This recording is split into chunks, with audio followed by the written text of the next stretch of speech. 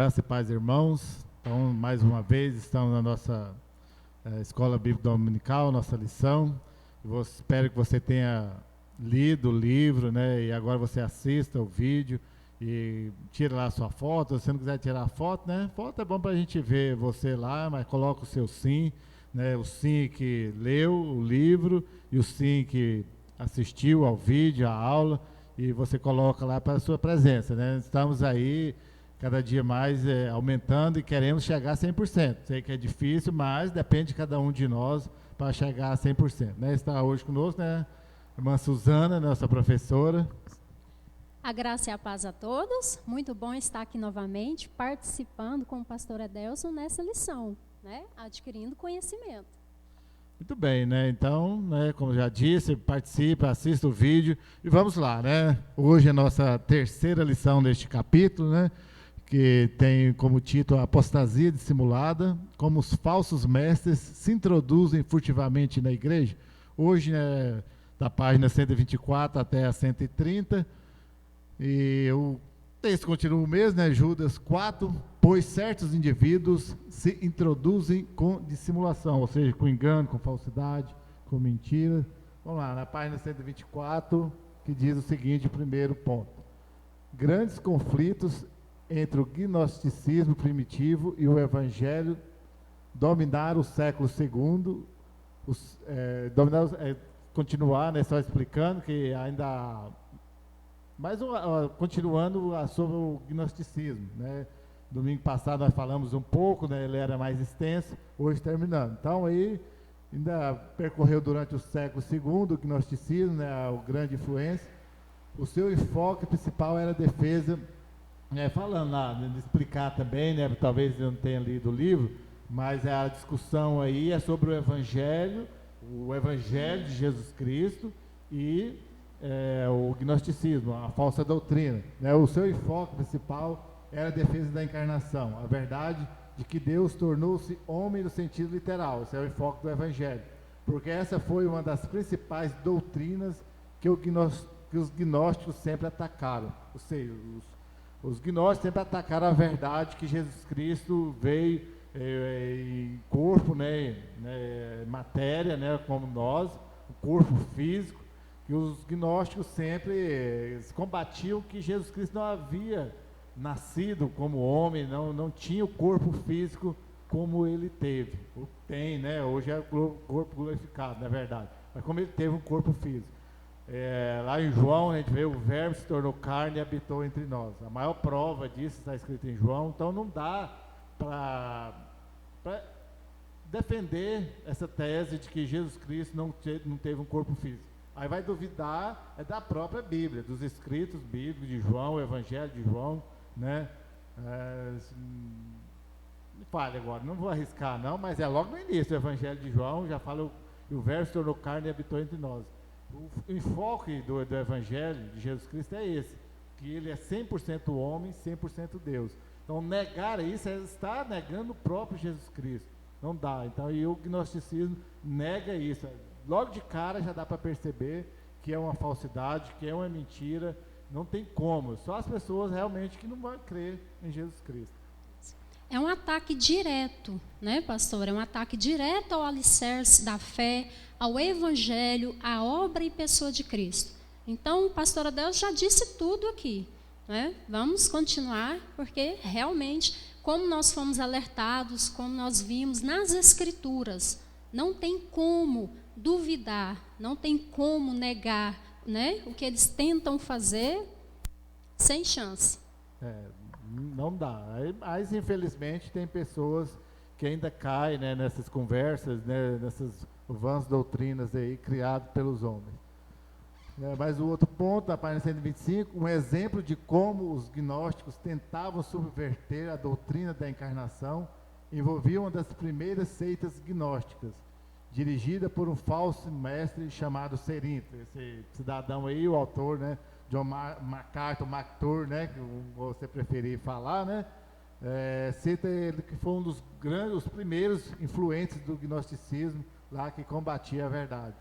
Ele insistia, portanto, em que a divindade de Jesus era uma ilusão.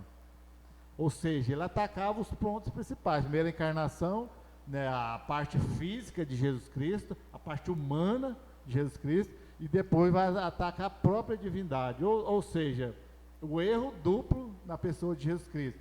Uma vez, né, relembrando mais uma vez, Jesus Cristo é 100% Deus, 100% homem. Então ele é 100% a divindade dele, 100% também o corpo físico. Ou seja, ele negou logo a esse cidadão, esse serinto aí, e o gnosticismo atacava lá o básico do básico de tudo sobre a pessoa de Jesus Cristo. Ou seja, as pessoas que entram por dessa, é lógico, o cara é bom de conversa, vai apresentar lá um monte de argumento, tentando convencer.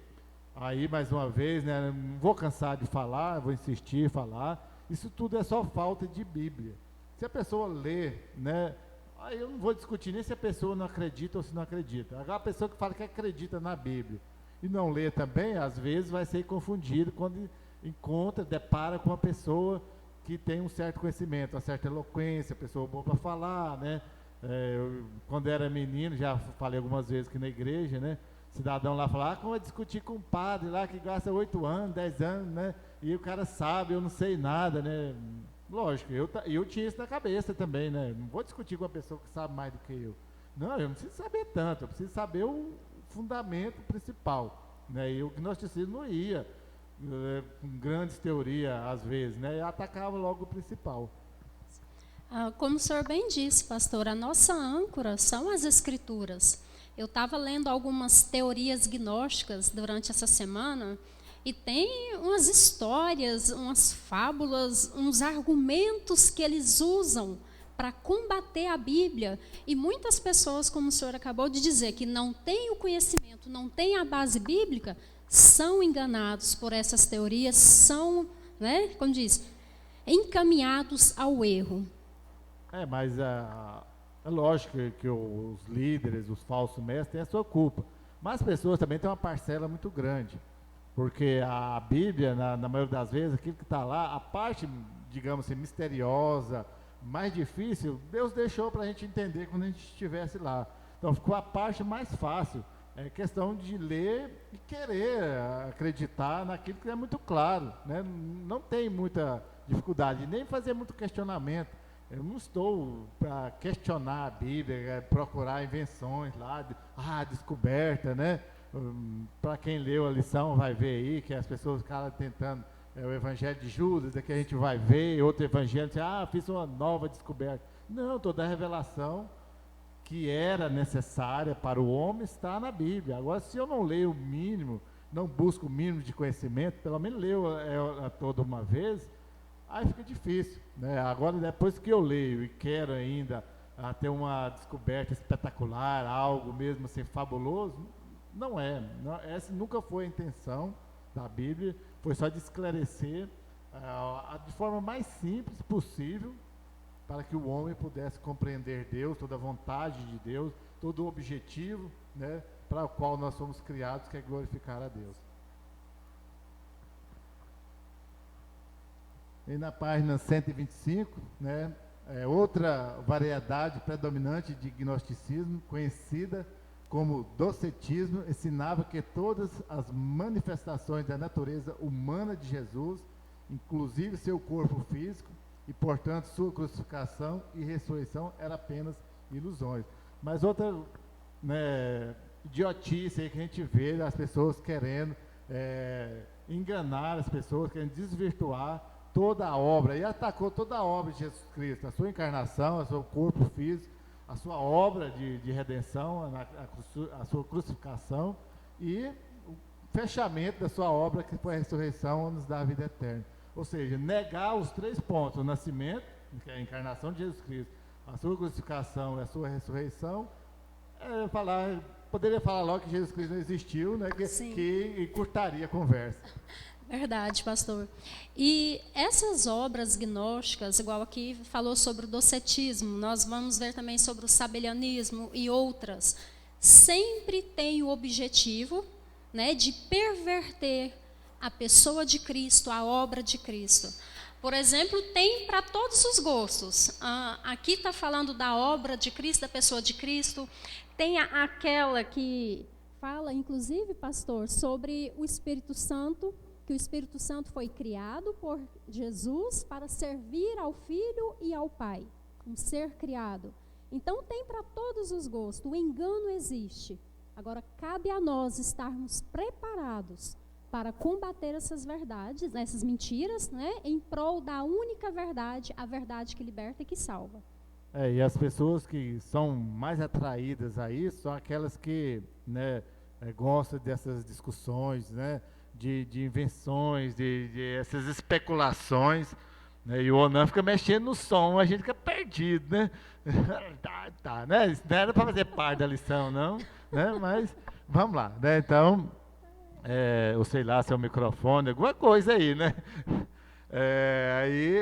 Mas voltando no raciocínio, então as pessoas gostam dessas invenções e acabam sendo convencidas, né, dessas fábulas, dessas teorias, né, muito atraentes, né? Porque tem gente que chega até a igreja, até em busca do evangelho só por curiosidade, né? Quem busca glorificar a Deus, adorar a Deus, vai concordar com Deus do jeito que Ele é, com o evangelho, né, único, né, o que existe, a verdade, como realmente ela é, e não buscar essas coisas. É lógico, eu até admiro, assim, entre aspas, né, o cidadão que vai lá tentar convencer as pessoas. Ele tem um objetivo, que é convencer. Agora, o cara aí, só pela ideia dos outros, né, como diria já aquelas famosas frases, se você não lê, se você não pensa, você vai seguir o que os outros pensam, né? Você vai só seguir. Então, a maioria das pessoas que são convencidas por esse falso evangelho é aquelas que têm preguiça de ler, preguiça de pensar. Então, os que leem um pouco mais e pensam um pouco mais, acabam dominando. Comodismo, né, pastor? O comodismo, ele é atraente, né? Não me causa nenhum esforço, nenhum trabalho. Pensar dá trabalho, pastor. A cabeça dói, né? O pastor João costuma falar, né? Ler e pensar dói a cabeça, realmente. Mas, ao mesmo tempo, você acredita e tem convicção naquilo que realmente você se sente, naquilo que você realmente pensa, e não naquilo que os outros estão pensando. Posso concordar, posso discordar, dentro daquilo que eu quero. Todo mundo é livre, né? Acredita no que quiser. Mas só ir única e exclusivamente pela cabeça dos outros, né? Aí a gente coloca, né? Eu penso, né? Não sei a Suzana, mas eu, o pastor João, sempre penso. Acho que 70% é de culpa de quem é convencido, não de quem convence nessas coisas. Sim, né? pastor, Deixa só 30% das pessoas que convencem, né? Porque se não tivesse ninguém para convencer, não ia muito lugar, né? Então, a culpa realmente, a maioria da culpa é de quem gosta de líderes, ou melhor, de falsos líderes. Mas, voltando aí, para passar para outro assunto, cuidado. Toda doutrina que atacar, né, o pilar básico do Evangelho de Jesus Cristo, que é a sua encarnação, seu nascimento, a sua obra na cruz do Calvário, né, a sua morte ali e a sua ressurreição, está fora do propósito de Deus. Essa é a obra de Jesus Cristo, Ele ter vindo a este mundo, ter morrido na cruz em nosso lugar e ter ressuscitado para nos dar vida eterna. Fugiu disso aí, não é mais Evangelho, não é Jesus Cristo. Visto que o gnosticismo estava em constante mudança e transformação, produzindo novos erros, o pensamento gnóstico era comum como um vírus persistente que atacou o cristianismo bíblico durante vários séculos. Ou seja, até hoje, né, em outros nomes, né, de tantas seitas que tem por aí, e como um vírus, né, falar em vírus nesse tempo, né, é algo terrível, mas é assim, funciona como um vírus. Agora, na prática, talvez, né, esse é até um bom exemplo, que na prática, pelo menos aqui no Brasil, os vírus não era assim, na nossa geração, né, os vírus, mas estava todo mundo acostumado, né, em outras gerações, o vírus atacava mais, né, e agora o mundo inteiro sabe, né, a gravidade que é um vírus. Então, fazendo essa comparação mais do que nunca atual, né, pelo escritor, então é um vírus que tem atacado o Evangelho. Como fala ali no texto, pastor, o gnosticismo estava em constante mudança e transformação. E o exemplo do vírus foi perfeito, né? Porque o vírus, ele sofre mutação. Só para uma forma de comparar, saiu nas notícias agora que o vírus, né, o Zika vírus, ele sofreu uma mutação E pode haver uma pandemia porque a população não está preparada, não tem defesa, né? Não tem anticorpos para combater esse novo tipo. E o gnosticismo faz da mesma forma entre o povo de Deus, entre aqueles que não têm preparo, não têm conhecimento, não estão habilitados para este momento, são, né, como diz ali, são vítimas, ou vítimas no sentido, como nós falamos, né, pastor? Vítimas do erro, mas por despreparo, por, como diz o senhor falou, né, culpa às vezes do próprio indivíduo que não busca essa defesa, não busca se preparar para poder vencer as novas, como diz, empreitadas. E o anticorpos, a vacina para esse tipo de vírus, que é gnosticismo, ou todas as seitas, todas essas doutrinas contrárias, tem, né? Sim. Que é a palavra de Deus, o próprio Sim. Jesus Cristo. Tem cura, né? Para outros vírus aí, às vezes demora, mas essa vacina, essa cura já existe. O povo é que não quer, Sim. né? E aqui no Brasil, né, pastor, nós temos a liberdade cristã. Quem não tem, né, quando diz a liberdade de ter a palavra de Deus em mãos, a comodidade de ter no celular, de ter impresso, então não temos desculpas. É a liberdade de culto, ainda que nesses dias está um pouco restringida, mas temos que pelo menos gravar, tem todas as opções, né? Não vai quem realmente não quer. Agora mudando um pouquinho aí, né? Uma advertência para o nosso tempo, ou seja, né? Falar lá desde aquela época, agora mais do que nunca no nosso tempo, como que está essa guerra pela verdade. O que acontecia nos dias de Judas está acontecendo hoje, ou seja, né, não muda, vem a história, vem se repetindo ano após ano. A estratégia do inimigo na guerra pela verdade não mudou. Os falsos mestres continuam a agredir a igreja com ideias quase cristãs. Nesse último aí que eu fiquei quase cristão, ou seja, um quase crente não é crente, um quase salvo não é salvo, uma ideia quase cristã não é cristã. Né? Então, ou seja, um evangelho, quase evangelho não é evangelho, ou seja, uma quase verdade não é verdade. Né? Agora, um quase inferno é inferno. Sim, né? Não existe a quase morte, é morte nesse caso, né, pastor? É interessante, quando vamos ler sobre essas teorias, sobre as atividades dos falsos mestres, a habilidade que eles têm de misturar, de pegar uma parte, vamos dizer ali, né, uma parte de verdade e diluir ela com uma mentira fatal. É assim desde o início, foi assim com Adão e Eva, é assim nos tempos de hoje. E temos que tomar muito cuidado principalmente nessa quase cristã, essas ideias quase cristãs. O gnosticismo, a maioria das seitas, tudo não surgiu do nada, tudo surgiu da Bíblia, do Evangelho, de algo... da verdade, né? Como já é dito, o diabo ele não dá conta de criar, ele copia o que é feito por Deus e distorce aquilo, tudo é uma distorção da verdade. Então todas essas seitas, né? E se você for prestar atenção nesses filmes aí com característica de fim de mundo e tudo, eles pegam, o cara que já leu a Bíblia, tem uma certa noção, eles distorcem isso daí para enganar as pessoas. O senhor me fez lembrar, pastor, da minha rotina de trabalho sobre, né, notas falsas.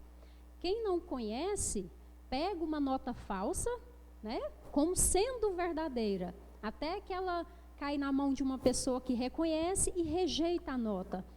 A nota verdadeira a gente conhece pelo fato de manuseá-la. Então você manuseia, você olha, você aprende a lidar ali com o papel, com as características de segurança da nota. Mas quem não conhece, ela passa despercebida. E o prejuízo pode ser grande. Agora imagina isso falando da nossa alma. Qual seria o prejuízo? Morte eterna. Tudo isso a gente fala que só quem conhece o fato de verdade que é familiarizado, ou seja, tem intimidade com aquilo. Sim. Se você não tem intimidade com a palavra de Deus, com a Bíblia, ela vai ser estranha, né? Agora, se tem intimidade com seitas, com essas ilusões da vida, aí vai ficar mais fácil também, né? Então, é necessário que seus ensinos, aí falando agora sobre os falsos mestres, às vezes pega um ponto aí, acho que está isolado, deixa eu esclarecer. Peguei lá quando vinha, né, lembra que nós estávamos falando, confrontando, combatendo com os falsos líderes, aqueles que dissimulados, né? É necessário que seus ensinos sejam confrontados e claramente refutados com a clara verdade da palavra de Deus. Ou seja, então todos os falsos ensinamentos, os falsos líderes, né, de qualquer que seja a seita, de qualquer que seja a linha de pensamento, tem que ser confrontado com a verdade na palavra de Deus. Não é no meu conhecimento, não é naquilo que eu acho, naquilo que eu penso, né, sobre a vida em si, mas com a palavra de Deus. É aquilo que eu sempre falava, né? Qualquer discussão que as pessoas queiram ter com você sobre Deus, sobre religião, por assim dizer, pergunta logo se acredita na Bíblia. Porque se não acreditar na palavra de Deus, sai fora logo que não vai adiantar, né? Não vai chegar a lugar nenhum, é perder tempo, é perca de tempo, porque a pessoa não está interessada na verdade. A pessoa não está interessada em Jesus Cristo. Tudo que fugiu da palavra de Deus, tudo que está fora da vontade de Deus, não serve porque não é verdadeiro. O texto aqui novamente nos conclama, né, pastor? No livro fala, né, dos apologetas, que são os defensores da fé verdadeira. Então nós somos conclamados a exercer essa função, defender a fé verdadeira, a fé que liberta, que salva. Ou seja, somos conclamados a ser apologetas. Isso, vamos seguindo, né? Paulo, mais uma vez, só esclarecendo, né? Paulo, quando ele disse que tinha que combater, usando o termo com violência, com a força, mas é na dedicação, né?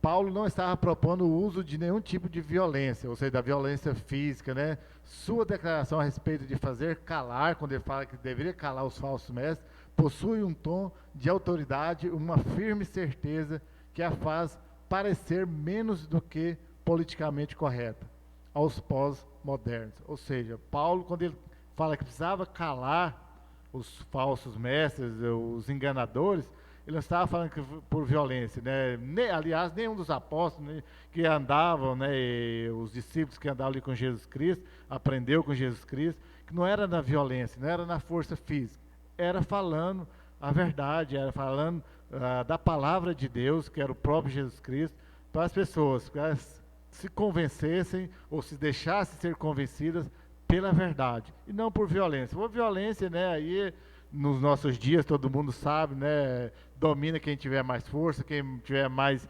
força bélica, né, mais armamento de guerra, sempre ganhava as suas lutas, né, era no músculo, né, na mais força física, a lei da selva, né, manda o mais forte. Mas no Evangelho, não, é a palavra de Deus. Se as pessoas não deixarem ser convencidas pela palavra de Deus, não dá para fazer muita coisa.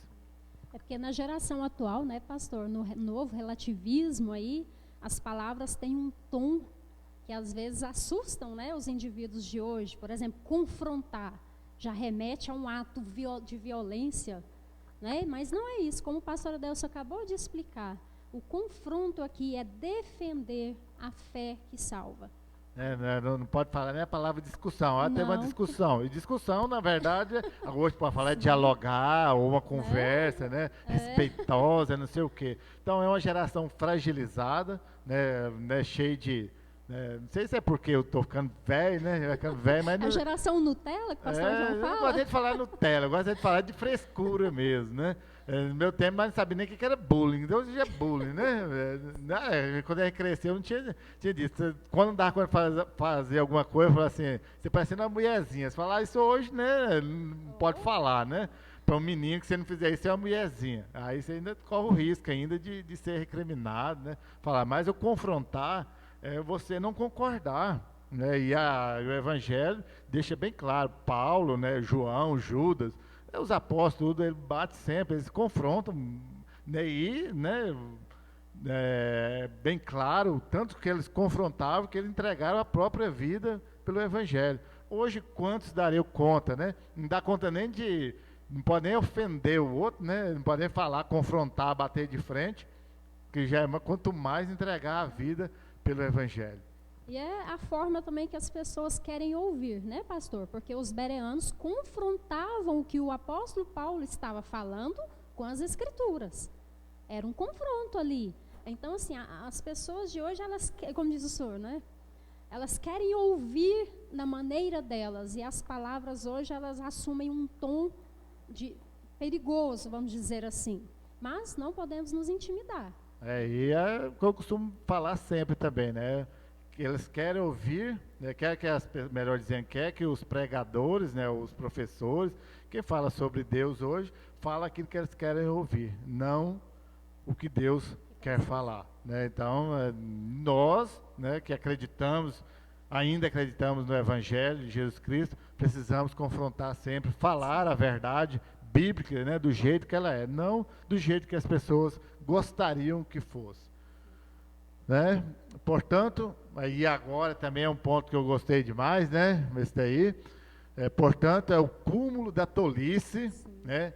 E da desobediência, não só de tolice, de idiotice, mas de desobediência, quando os cristãos dessa geração resolvem de repente que, em nome do amor, né, uma visão completamente errada sobre o que é amor, devemos deixar de lado toda ideia aberrante, ou seja, tudo aquilo que é contrário, tudo aquilo que vai de encontro a respeito do Evangelho e abraçar incondicionalmente todo aquele que alega ser cristão. Não, a pessoa chega, eu sou cristão, eu sou isso, eu gosto de Jesus Cristo, mas ela é contrária à vontade de Jesus Cristo. Então ela não é cristã, ou seja, ela não é um cristão, ela não é um crente, se fosse falar a nossa língua aqui, né, que a gente costuma falar. Então, só porque ela fala que mas as atitudes, o que ela faz, o que ela fala, contrário a isso, eu não tenho que concordar. Aliás, eu tenho que chegar e falar para ela, mas, né, como nós vivemos nesse tempo do politicamente correto, né, de falar que não podemos desagradar as pessoas, não podemos falar, assim, como diria, né, no popular, chegar a falar na lata, né, a verdade, mas nós precisamos falar, né? Aliás, desde quando eu li lá em Ezequiel, que quando a pessoa está em pecado, e eu não falo, eu não alerto, não sou atalaia na vida dela, ou seja, eu sou cúmplice, né, e o sangue dela vai recair sobre mim. Ou seja, então eu sou negligente e estou fazendo a obra de Deus relaxadamente, né, como diria lá, como diz a Bíblia, então, né, mais uma vez, eu estou compactuando com o erro da pessoa. E uma outra coisa, né, pastora, a principal característica dos falsos mestres é alegarem que são, né, cristãos. Então, se você não confronta o que ele prega, as obras dele, como você vai discernir, né, se o caminho é para o erro ou se é para a vida eterna? Então, sim, temos que confrontar e sim, é uma tolice e é desobediência e termina em rebelião. E tudo isso combina no pecado e distanciamento de Deus. Ou seja, essa filosofia ou teologia de paz e amor não funciona, né? Não funciona, né? A paz, o amor, né? Ela é precedida de guerra, de luta, de defesa de guerra pela verdade. Não é negócio, lógico, sabemos que Deus é amor, né? A Bíblia diz que Ele é extremo amor, mas Ele é um Deus de justiça, é um Deus de guerra, é o Deus, o Senhor dos exércitos. Quer dizer, então, desse negócio que é só amor, só profecia, só promessa, né? Aquelas Bíblias marcadas lá, com essas coisas. Então, isso é tudo ilusão, é invenção humana, é tolice e desobediência, né? Deus nos chama a guerrear quando é preciso, é lógico, né? Não com a violência física, como a Bíblia e como os apóstolos defendem, como o próprio Jesus Cristo já havia defendido, mas é todo aquele que também que rejeita a verdade, eu não tenho para que concordar com ele, né? Eu achei interessante quando eu estava lendo o livro, quando João, né, ia lá, aquela parte lá, né, do banheiro coletivo, público, aí rejeitou porque o cidadão lá, o Serinto estava lá e falou, não, nem compartilha o mesmo ambiente que uma pessoa que é contra Jesus Cristo. Então hoje quando a gente fala, não vou em determinado lugar, a pessoa, porque você é radical, que não sei o quê. Ué, se João fazia isso, porque eu também deveria fazer, em amor a Jesus Cristo. Isso sim é amor à verdade. Não é essa falsidade de que eu amo e tal, que tem que gostar de todo mundo. Não é assim. E se o exemplo de João não for suficiente, vamos olhar para Cristo, né, pastor? Já pensou se no ministério de Cristo fosse só paz e amor, como as pessoas pregam hoje? A forma como Cristo enfrentou os falsos mestres ali, a forma como ele, como diz, foi zeloso com o evangelho que salva, que liberta. Então, não tem como contradizer isso. E aí as pessoas ainda querem tentar convencer, Jesus Cristo andava com prostituta, com pecadores.